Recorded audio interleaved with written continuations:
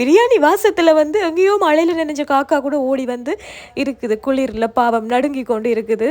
காக்காக்கும் குளிருது எங்களுக்கும் குளிருது. இது யாருடாப்பா புதுசாக இருக்குது. சரி அவான்ற ஆள் போல இருக்கு இவர்.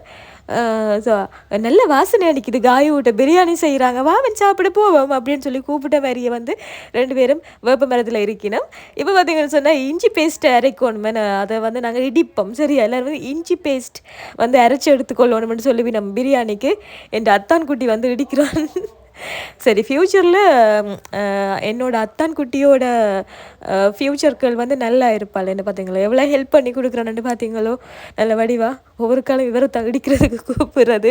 இஞ்சி பேஸ்ட் வந்து இவர் தான் இடித்து தருவார். அப்போ பார்த்தீங்கன்னு சொன்னால் இன்றைக்கு வந்து அத்தான் குட்டி இடித்து கொண்டிருக்கிறான். சரியோ சரி அப்போ வடிவா வந்து எனக்கு பசிக்குது.